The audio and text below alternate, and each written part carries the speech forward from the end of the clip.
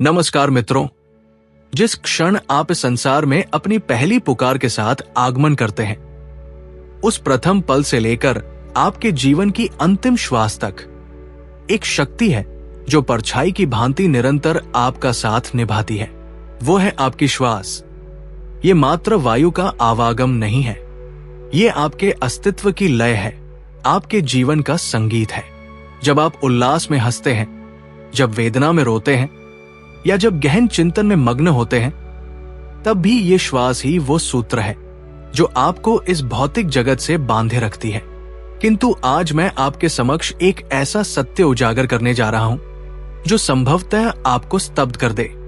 हमारे शरीर की 90% ऊर्जा का स्रोत वही प्राणवायु है जिसे हम श्वास के माध्यम से ग्रहण करते हैं। परंतु विडंबना यह है कि हम में से अधिकांश लोग अपनी फेफड़ों की क्षमता का 30% भी उपयोग नहीं कर पाते।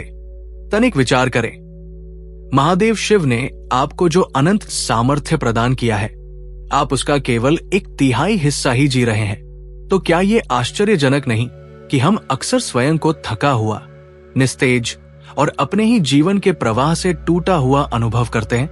मित्रों, आगे बढ़ने से पूर्व मैं आपको एक अत्यंत महत्वपूर्ण चेतावनी देना चाहता हूं। इस चलचित्र को अंत तक बिना एक भी क्षण गवाए देखिएगा। हमारे शास्त्रों में स्पष्ट कहा गया है कि अपूर्ण ज्ञान हलाहल विष के समान घातक होता है।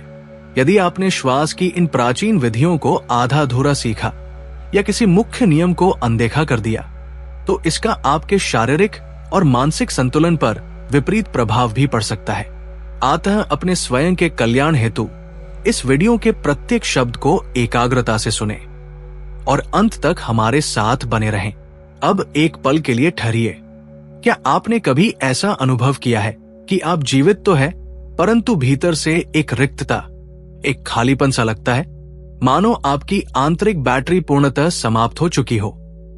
एक ऐसा समय जब आपके पास भौतिक सुख सब है, किंतु मन में एक अकारण बेचैनी है। ये व्याकुलता और कुछ नहीं, अपितु आपके शरीर में अवरुद्ध प्राण ऊर्जा है जो सुचारू रूप से प्रवाहित नहीं हो पा रही है।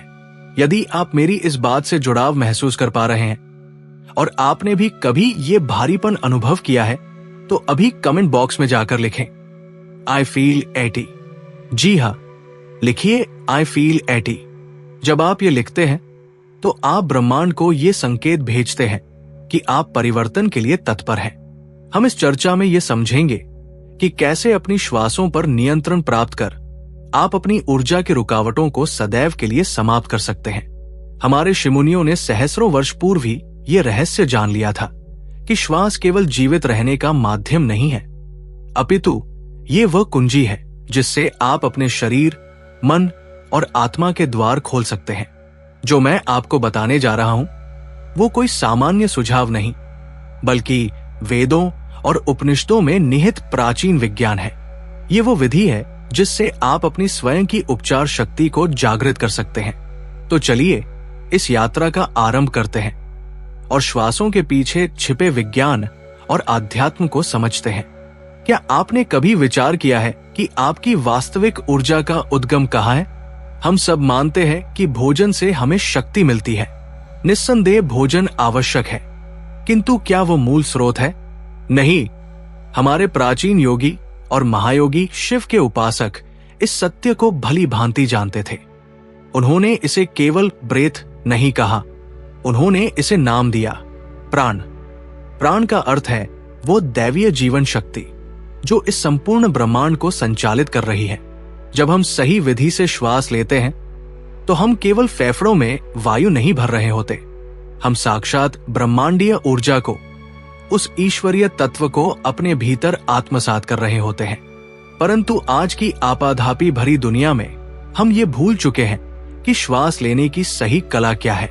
हम उथली सांसें ले रहे हैं जिससे हमारा शरीर मात्र जीवित है, पनप नहीं रहा। जब आप सचेत होकर और गहरी श्वास लेते हैं तो आप प्राणवायु को अपने कण कण तक पहुंचाते हैं। इसे बिजली के प्रवाह की तरह समझें। प्राण वो विद्युत है जो आपकी देह की प्रत्येक कोशिका को प्रकाशित कर देती है। किंतु जैसे बिजली को प्रवाहित होने के लिए तारों की आवश्यकता होती है, वैसे ही हमारे शरीर में प्राण के प्रवाह के लिए मार्गों की आवश्यकता होती है। हमारे योग शास्त्रों में इन सूक्ष्म मार्गों को नाड़ी कहा गया है। हमारे प्राचीन योग ग्रंथों में वर्णित है कि हमारे शरीर में 72,000 अदृश्य ऊर्जा वाहिकाएं हैं, जिन्हें नाड़ी कहा जाता है। इनमें 3 नाड़ियां सर्व प्रमुख हैं, जिनका संतुलन ही हमारे जीवन का आधार स्तंभ है। पहली है इड़ा नाड़ी, जो चंद्र तत्व का प्रतीक है और हमें शीतलता तथा मानसिक शांति प्रदान करती है।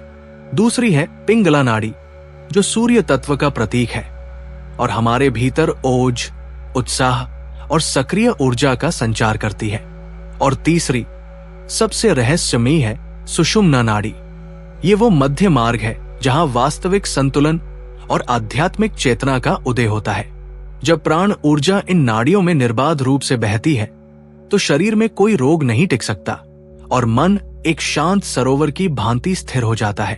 आप इसे यूं समझे कि नाड़ियां एक ऊर्जा राजमार्ग है और प्राण वह ईंधन है जो इन पर दौड़ता है। जब कोई ट्रैफिक जाम नहीं होता, अर्थात कोई अवरोध नहीं होता, तो आप अत्यंत हल्कापन अनुभव करते हैं। ये केवल पुस्तकीय ज्ञान नहीं है। जब आप अपनी श्वासों को इन वाहिकाओं में सही दिशा देते हैं तो आपकी क्षुधा कम होने लगती है। ऐसा इसलिए नहीं कि आप बलपूर्वक भूखे रह रहे हैं, बल्कि इसलिए क्योंकि आपका शरीर अब अन्न से अधिक प्राण शक्ति पर आश्रित होने लगता है। ठीक वैसे ही जैसे हिमालय के योगी केवल वायु और ध्यान के बल पर जीवित रहते हैं। आपकी एकाग्रता और कार्यक्षमता इतनी बढ़ जाती है कि दिन भर के परिश्रम के पश्चात भी थकान आपको स्पर्श नहीं कर पाती। आपको ऐसा प्रतीत होगा मानो आपके कंधों से वर्षों पुराने तनाव का भार उतर गया हो। तो अब प्रश्न यह है कि इस सुप्त प्राण शक्ति को जगाए कैसे?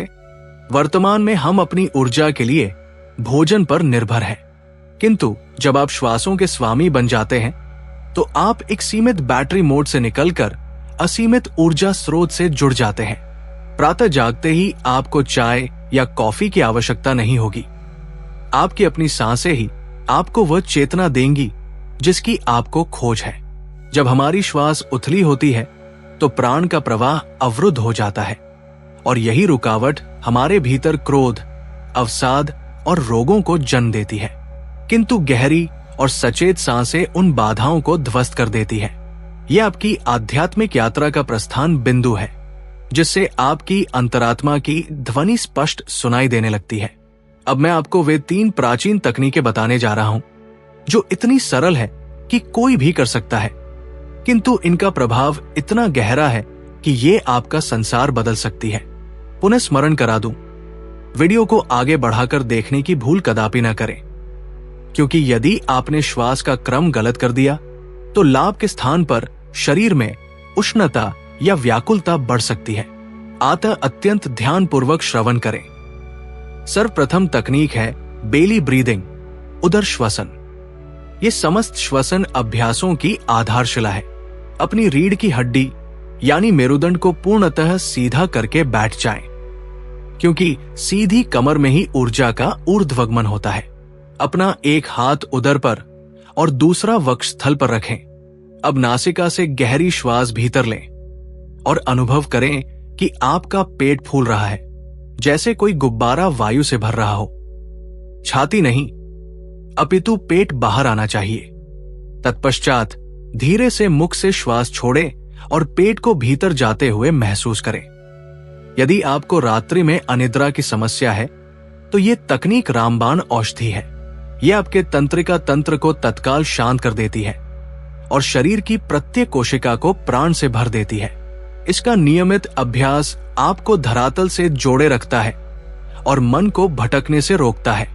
दूसरी तकनीक है नाड़ी शोधन, जिसे हम अनुलोम विलोम के नाम से भी जानते हैं। ये इड़ा और पिंगला अर्थात आपके भीतर की सूर्य और चंद्र ऊर्जा को संतुलित करने का सबसे शक्तिशाली माध्यम है।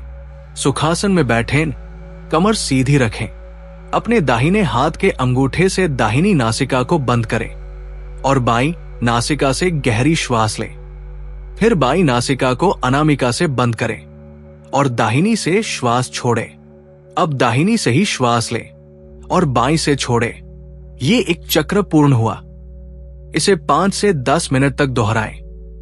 ये क्रिया आपके मस्तिष्क के दोनों गोलार्धों को संतुलित करती है।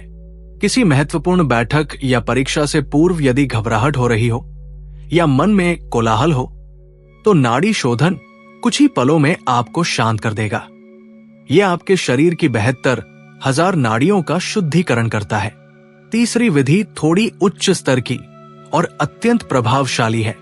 इसे कपालभाति कहते हैं। संस्कृत में कपाल का अर्थ है माथा और भाति इसका अर्थ है चमक या आभा। ये वो क्रिया है जो आपके मुखमंडल पर ओज और तेज लाती है। सीधे बैठें, गहरी श्वास लें और फिर झटके से श्वास को नाक से बाहर फेंके। श्वास बाहर फेंकते समय अपने पेट को भीतर की ओर खींचे। ध्यान रहे, इसमें श्वास लेने का प्रयास नहीं करना है, केवल छोड़ने पर बल देना है। श्वास स्वतः ही भीतर आ जाएगी। प्रारंभ में इसे 30 से 40 बार करें। यह क्रिया शरीर से समस्त विषाक्त पदार्थों को बाहर निकाल देती है और आपकी जठराग्नि को इतना प्रबल कर देती है कि आलस्य आपके पास भी नहीं फटकता। किंतु स्मरण रखें, यदि उच्च रक्तचाप या हृदय की समस्या है तो इसे किसी योग्य गुरु के मार्गदर्शन में ही करें।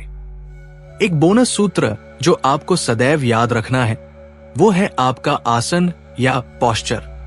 भगवान शिव को आपने सदैव ध्यान मुद्रा में देखा होगा। उनकी कमर हमेशा सीधी होती है। जब आप झुककर बैठते हैं तो प्राण का प्रवाह अवरुद्ध हो जाता है। इसलिए अपने मेरुदंड को सीधा रखें। आपकी श्वास केवल हवा नहीं है, ये वो सेतु है जो आपको आपकी आत्मा से, उस परमात्मा से जोड़ता है। इन तकनीकों में एक साथ महारत हासिल करने का प्रयास न करें। किसी एक से आरंभ करें जो आपको सबसे सहज लगे। धीरे धीरे आप देखेंगे कि आपका क्रोध शांत हो रहा है, चेहरे पर कांति आ रही है और आप स्वयं को ईश्वर के निकट अनुभव कर रहे हैं। हमारे पास और भी कई रहस्यमयी विद्याएं हैं, जैसे विपश्यना, जिस पर हम अगला वीडियो लाने वाले हैं। इसलिए हमारे साथ जुड़े रहें। अब एक छोटा सा कार्य करें। यदि आपको लगता है कि इस वीडियो ने आपके भीतर कुछ जागृत किया है तो लाइक बटन दबाकर अपनी उपस्थिति दर्ज कराएं और इस ज्ञान को अपने मित्रों और परिवार के साथ साझा करें, क्योंकि बांटने से ही ज्ञान में वृद्धि होती है। हमें कमेंट करके अवश्य बताएं कि आप कौन सी तकनीक सबसे पहले आजमाने वाले हैं। आपकी हर एक श्वास में ईश्वर का वास हो। इसी मंगल कामना के साथ मिलते हैं अगले वीडियो में। ओम नमः शिवाय।